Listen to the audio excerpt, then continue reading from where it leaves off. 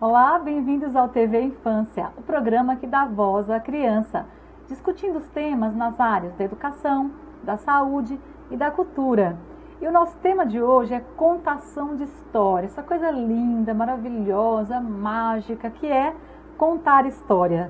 E para falar desse tema, para discutir esse tema, nós temos aqui uma super contadora de histórias, que é a Lindalva Barbosa de Souza, também conhecida como Lindy Barbosa, que ela é atriz, especialista em pedagogia do teatro e contadora de histórias. A Lindy também é professora de artes cênicas da Rede Municipal de Guarulhos e de São Caetano, onde trabalha desenvolvendo projetos com alunos, projetos sobre teatro, sobre contação, com alunos do ensino fundamental. A Lindy também foi finalista de um prêmio muito importante, um prêmio sobre arte na escola cidadã, em 2015 e 2016. Nós vamos conhecer essa pessoa incrível, que tem aí um papel fundamental na arte, na pedagogia, na história, no teatro, e que veio aqui nos brindar com a sua experiência. Lindy, muito obrigada por aceitar o convite do TV Infância. Imagina, eu que agradeço, Ceilândia. Muito feliz de estar aqui hoje no programa. Obrigada. Eu que agradeço, é uma honra ter você aqui. Ô Lindy, conta para nós um pouquinho como é que iniciou o teu trabalho como contadora, como que você chegou nesse mundo mágico da contação de histórias. Olha, seria uma história até comprida, mas eu vou tentar resumir um pouquinho, tá? Eu me formei em teatro, né? Fiz curso técnico e formação superior. E dentro das técnicas, né, de jogos teatrais, uma das técnicas está a narração de histórias. Sim. Uhum. E eu acabei me apropriando no sentido improvisacional, né, de narrar as histórias. E quando eu vi, eu já estava contando para grandes plateias. Que legal. E aí eu acabei formalizando mesmo, e hoje eu trabalho com algumas histórias procurando falar de temas diversificados, um pouco dos clássicos, um pouco da literatura contemporânea, mas focando sempre em levar o lúdico e algo assim bem bacana para as crianças. Muito bom. Excelente. Aliás, contar história é tão lúdico, é tão gostoso ouvir história, contar história, né? E quando você entrou aqui no estúdio, eu já fiquei encantada, porque é o brilho, é uma roupa diferenciada. É muito gostoso, né? Eu já fiquei assim de ouvidos atentos. Será que ela vai contar alguma coisa? Será que ela vai... eu amo história.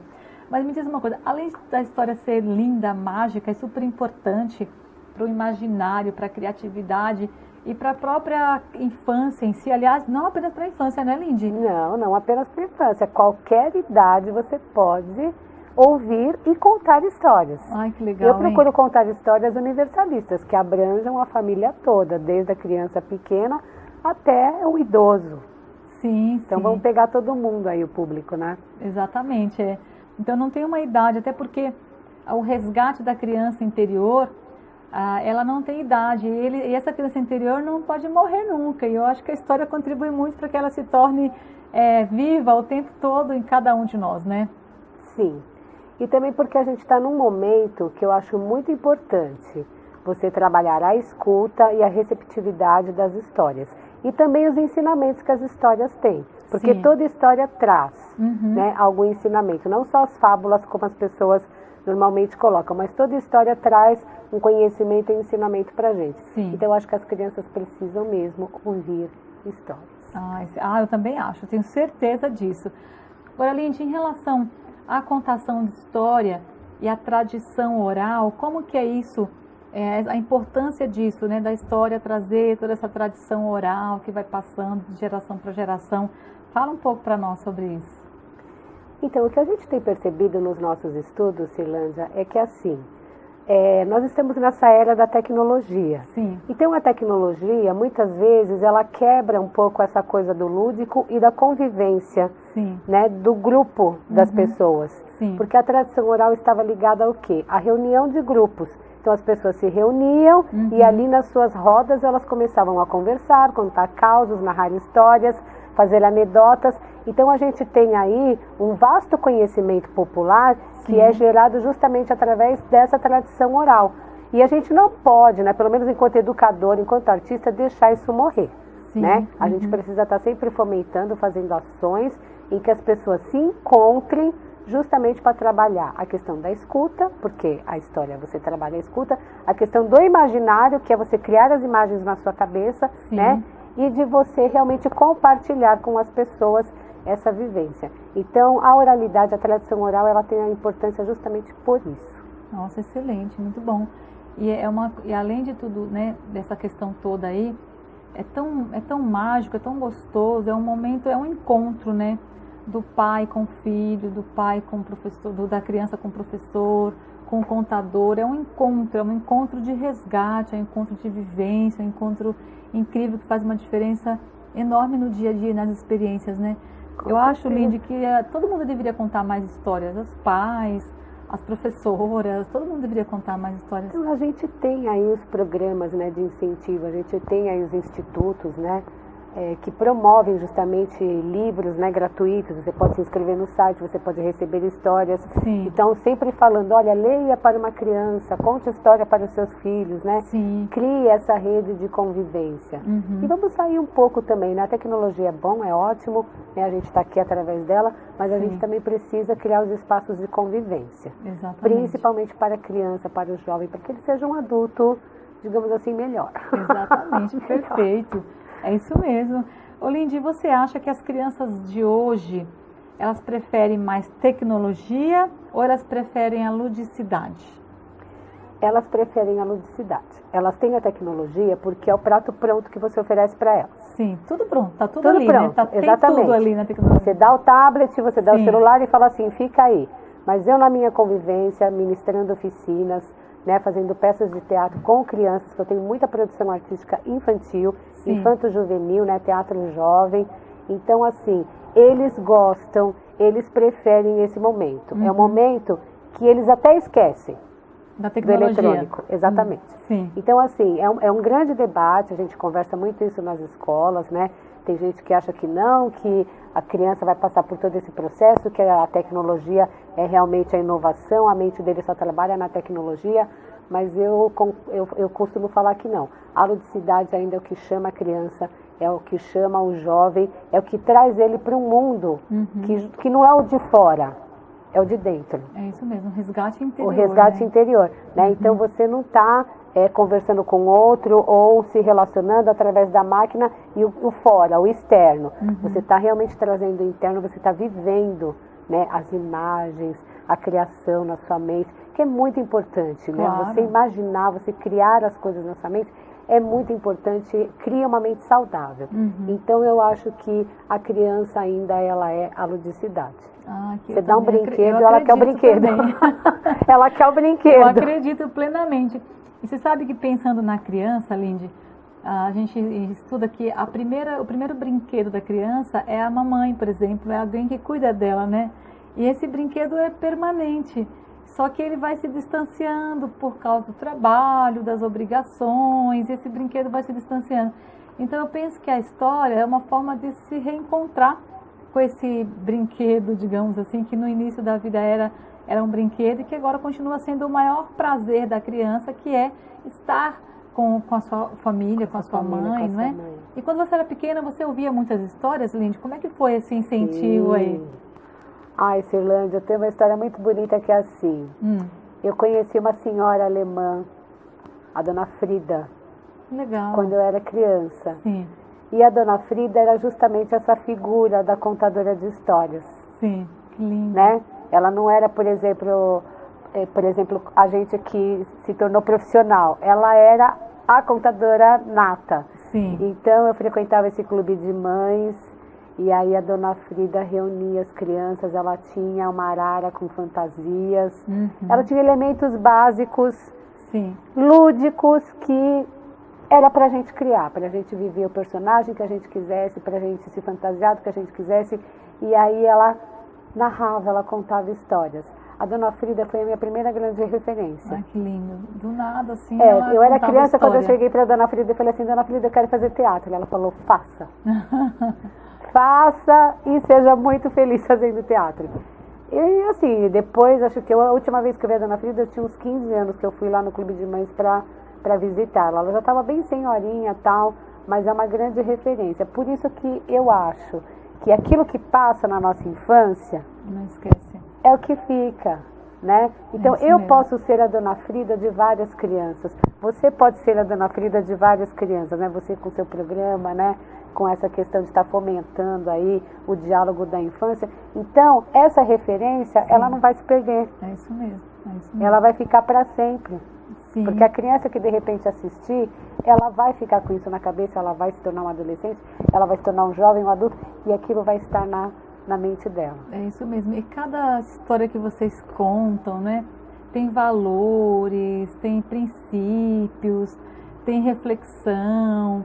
É muito lindo, né, Lindy? Sim. É muito gostoso. As escolas precisariam trabalhar mais a questão das histórias, assim como também as músicas, as canções, Sim, as melodias. as brincadeiras, né? As brincadeiras de roda, as brincadeiras tradicionais.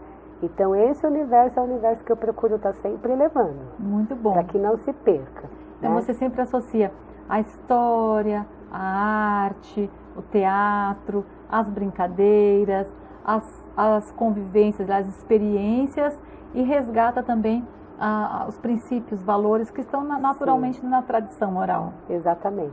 Nossa, que trabalho lindo, hein, Lindy? Parabéns, viu? Obrigada. Muito bacana mesmo. Ô, Lindy, agora você acha que as escolas, elas participam bastante dessa relação ou você acha que incentiva a contação de história? Você acha que a escola poderia incentivar mais a contação de história? As escolas municipais, por exemplo, que você tem bastante experiência em trabalhar. Então, o que eu vejo aqui, por exemplo, em Guarulhos, né, é uma grande motivação de estar sempre levando as histórias contadas para as crianças. Existem vários projetos, existem formações específicas para os professores. Sim. Então, é uma forma, é um estímulo. Porque assim, Silândia, existe uma diferença entre você ler uma história Sim. e você contar uma história, né? Então assim, quando eu vou, por exemplo, ministrar um workshop, normalmente o que eu identifico? Que as pessoas, elas acham que a leitura em si é a contação, e aí você fala, não, essa é a leitura. Sim. Então você pode fazer uma leitura, você pode fazer uma leitura mediada, Sim. né? Você pode fazer uma narração e você pode fazer uma contação. A contação, ela sempre tem uma técnica do contador, que é através ou de objetos, ou de música, né? De símbolos, de signos, que vão, digamos assim, dar um elan naquela história. Então, fazer livro, a magia da história. A magia. Então, um livro que, de repente, a história seria de 5 minutos, a leitura, ela vira 50. Olha, que legal. 50 minutos. Olha, já pensou? Multiplica. Então, você tem o quê? Você se apropria da história e aí você cria todo um enredo que é justamente a questão da encenação, né? Sim. De você criar esse universo para que as imagens sejam criadas nos telespectadores, nos espectadores, enfim, quem está assistindo a história, ouvindo a história. Sim, é isso mesmo, né? E essa magia linda, essa magia incrível, eu imagino que quando você está contando uma história, o olhar das crianças, o movimento, aquela coisa gostosa que você vê, o encantamento, isso também deve te energizar muito, né, Lindy? Para você muito, nossa. Criar muito. Possibilidades, né? Eu poderia te falar de zilhões de momentos e de olhares e de expressões das minhas contações de histórias que eu faço por aí. Mas são tantos que não dá para falar, fica na minha mente, na minha memória. O gostoso é quando as pessoas vêm falar comigo depois, né?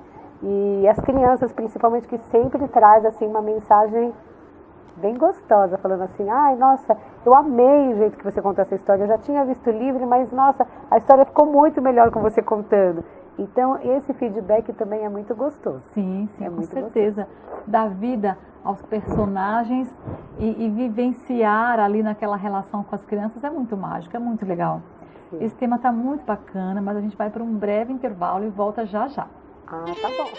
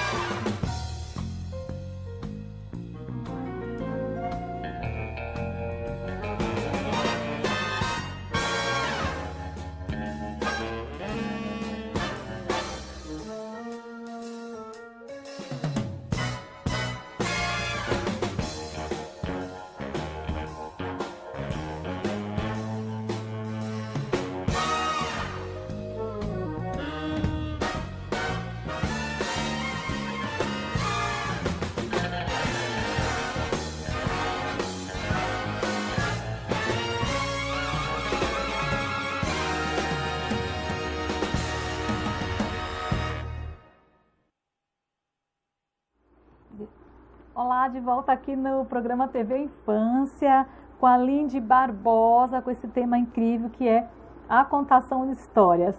E a gente estava falando aqui no intervalo, essa coisa gostosa, né, de falar da contação de história, até fui meio pego de surpresa ali, mas a gente estava falando aqui da figura do griot, que é uma figura fundamental e importante. Eu gostaria que a Lindy falasse um pouquinho sobre isso, o que é o griot e qual a importância dessa figura na contação de história, Lindy. Então, o griot, Cirlândia, é difícil a gente falar de contação e não falar da questão do griot. Sim. Principalmente porque a gente falou aqui da tradição oral, então envolve tudo isso. O griot, ele vem da cultura africana, né? Ele é uma pessoa que ele recebe essa titulação. O griot é como se fosse uma consagração, um título que ele recebe, justamente por quê? Porque ele é essa figura máxima do conhecimento das histórias, da literatura, dos contos. Sim. E é ele que vai fazer essa mediação e vai passar esse ensinamento para as crianças. Sim. Né? Então o griot, ele tem essa importância. Ele é muito respeitado. O griot é como se fosse um grande mestre, né, para nós, digamos assim. Então, o que acontece, né? Na cultura africana, os pais, eles levam as crianças para as narrações de histórias do griot.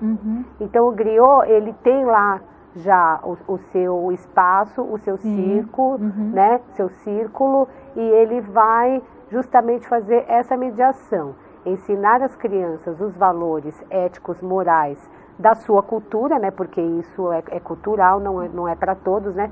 Mas ele vai passar esses valores através das suas histórias, dos contos africanos, né? Que são super valorizados, inclusive Sim. aqui no Brasil existe grandes estudos. Eu mesma estou fazendo aí uma pesquisa, pretendo estar inaugurando aí um conto africano em breve, tá? Porque muitas escolas já me pediram, e eu sempre falei assim, gente, é muita responsabilidade, porque a cultura africana ela é muito vasta. Sim, é linda, ela não é tão simples assim, então aí exige estudo. Mas o griot é justamente essa figura, então não tem como você passar pelo tema contação e não falar do griot. Né? É uma referência, então. É uma referência. Nossa, inclusive, para nós que trabalhamos, a gente tenta entender o que é essa figura. Porque nós também queremos ser griots. Claro, dentro do nosso trabalho. Nossa, excelente, muito bom mesmo. E aí, esse encantamento todo que traz nessa relação, e nessa constituição, nessa construção do contador de história como um griot, deve ser uma explosão de fantasia, de criatividade, de alegria. Sim. Algo incrível quando isso se faz presente nas vivências da contação, né? Sim.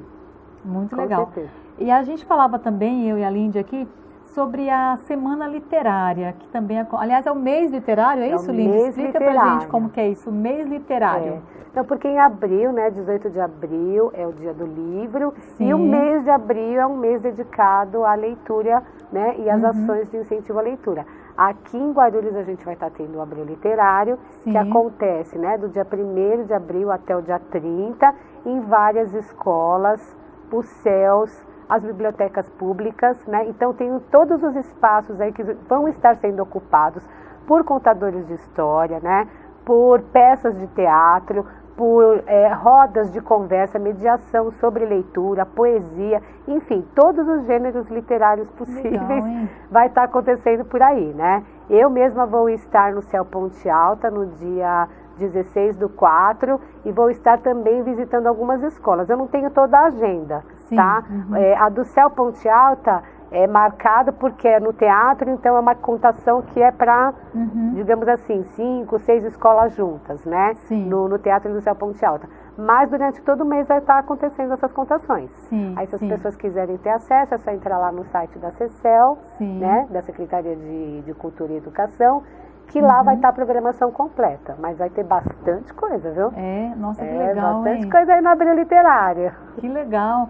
E como que surgiu o Abril Literário, assim, que eu acho importantíssimo as pessoas terem acesso e as escolas terem esse mês literário para conscientizar sobre a importância da leitura, da contação de história, do acesso aos livros. Como é que surgiu, Lindy, e hoje se faz presente assim no meio de nós com essa energia toda, que é o mês todo de abril, né? Mês todo de abril, as escolas promovendo várias ações, né? justamente de incentivo à leitura, né? Sim. E justamente trazendo a comunidade, porque são dias que também são abertos à comunidade, não é só as crianças na escola tendo atividade, mas abrindo também para os pais, para os avós, enfim, para que chegue todo mundo para ouvir uma história. Então, o Abril Literário, ele foi uma ação, né, da Secretaria de Educação, se eu não me engano, Cirlândia, lá pelos anos 2000, aqui na rede municipal, desde quando foi, que a lei foi criada, né, do dia 18 de abril ser o dia do livro, por conta de ser o aniversário de Monteiro Lobato, né? Então, desde que veio a lei, desde que veio a lei é que já foi, assim, já com vários nomes, né? Já teve festival literário, já teve mês da literatura, teve outros nomes, né, do evento. Hoje estamos aí com o nome de Abril Literário. Mas acho que o importante é sempre como vai acontecer, né? Essa fomentação à leitura, como que vai ser esse encontro. Para mim é um mês muito gostoso, um mês que eu me divirto muito, né? Que eu falo, gente, eu trabalho muito, mas eu me divirto muito com todo mundo, né? E aí eu também vou estar contando histórias para o pessoal da educação de jovens e adultos, contos da Cora Coralina, né? Que atinge bastante aí o público, e eles também estão esperando. Nossa, então, muito legal. Vamos lá. Então você é uma profissional da arte, da contação de história. Então, se alguém quiser, se alguma escola quiser, pode contratar você, é isso? Pode contratar, sim. Se quiser, pode entrar lá na minha página, o Núcleo LB de Teatro. Depois você pode até colocar o link, né? E aí pode fazer contato comigo, se alguém tiver interesse. E também no dia 27 de abril, Cirlândia, eu vou estar fazendo um workshop para as alunas do curso de pedagogia. Legal. Lá da Faculdade Brás Cubas. Então vai estar acontecendo esse workshop de contação de histórias, né? Que é justamente dentro das ações do Abril Literário. Ah, excelente. Nossa. Essa parceria aí com a Faculdade Brás Cubas. Excelente. E para o curso de pedagogia é incrível, né? Essa coisa da contação de história, para depois trabalhar aí nas experiências das crianças. Excelente, né? Olindy, tem alguma história que te chama muita atenção, que você se emociona, enfim, que te encanta? Sabe aquela história que mexe, que te mobiliza, que te energiza com as crianças? Tem alguma em especial, só de curiosidade?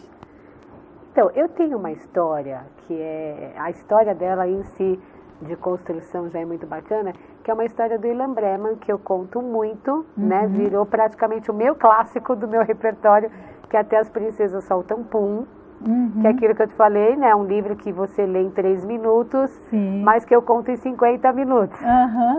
E as crianças amam essa história, e apesar de ser um título, né? Até as Princesas, é uma história que chama a atenção dos meninos, então não tem aquela questão de, história de menina, menino. Pega todo mundo, pega os professores, pega os pais, pega todo mundo. Eu fiz uma circulação, né, de bibliotecas lá na Prefeitura de São Paulo com essa história, e a reação de todo mundo era muito legal. Os pais riam mais do que as crianças. Imagina. Então essa história, ela se tornou assim, eu falo para todo mundo, gente, nem eu imaginava que seria uma história que faria tanto sucesso. Olha que legal, né?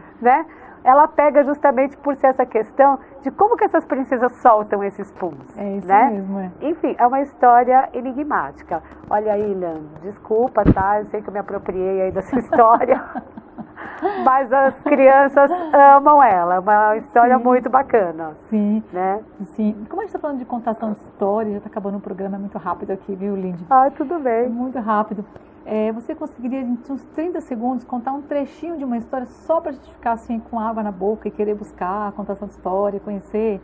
Pode ser essa que você achar. 30 segundos? Pra Lindy, gente. Nem a gente não combinou isso, né, Lindy? Não, tudo bem, mas olha, vou falar a história que está aqui na minha cabeça, tá? Tá bom. Olha, é uma história da Tatiana Belink, amo. Que também é uma autora assim que escreveu muito para crianças, né? E a gente está aí no ano do centenário da Tatiana Belink. E essa história é a sopa de pedra. Então, o senhor Pedro Malas Artes, né? Ele estava andando ali por aquela estrada de terra com muita fome, mas muita fome mesmo.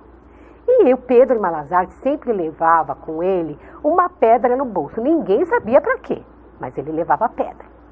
E aí ele passou em frente de uma casa e resolveu bater na porta e falar assim: minha senhora, será que você pode me dar um prato de comida? Eu tô com fome. E aí a senhora pegou e já foi falando assim: não, aqui não tem comida pra ninguém. Nossa, Pedro Malazarte já ficou pensando. Essa senhora precisava de uma lição. Aí ele pensou bem rápido e falou pra ela assim: olha, eu não quero assim comida não. Mas se a senhora me oferecer uma panela, 1 litro de água e um fogãozinho, a gente pode fazer uma sopa de pedra. Aí a senhora, que gostava muito de economizar din-din, já pensou: sopa de pedra? Mas o que mais tem aqui nesse sítio é pedra.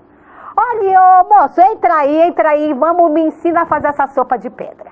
E aí o Pedro Malazarte foi, todo tinhoso, colocou a pedra ali naquela panela, ligaram ali o fogo e aí ele começou mexendo, olhando para a senhora e falando assim: mas sabe o que é?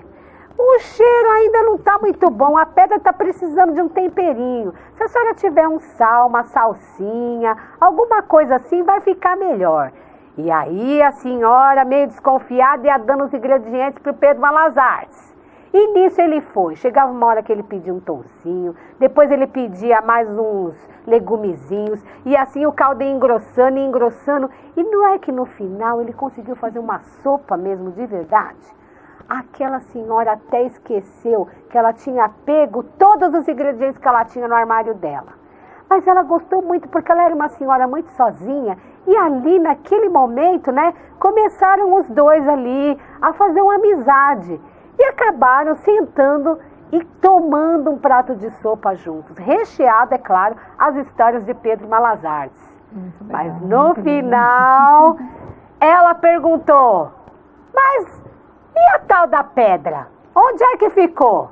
E o Pedro Malazarte falou para ela assim: a pedra? A pedra eu guardo no bolso e dou para a primeira pessoa mais besta que eu encontrar na minha frente. Ai, mas aí a senhora ficou nervosa e saiu correndo atrás do Pedro. E essa foi a sopa de pedra. Muito legal, muito legal. Bravo, caiu. Excelente, muito bom, muito bom. Foi rapidinho. Muito rápido. Aí o programa já acabou, o tempo já passou. E eu quero te agradecer mais uma vez por ter participado aqui, por ter energizado esse programa com essa história linda, com a sua presença linda, uma presença que traz energia positiva, energia boa pra gente, esse sorriso lindo. Muito obrigada pela sua participação, viu? Tá bom, obrigada, Silândia. Eu que agradeço, ó. Beijão pra todo mundo e vamos aí para Abril Literário. É isso aí. Então, Abril Literário, não percam. Abril inteirinho dedicado à contação de história, à literatura. Esperam por vocês. E até o próximo TV Infância. Obrigada.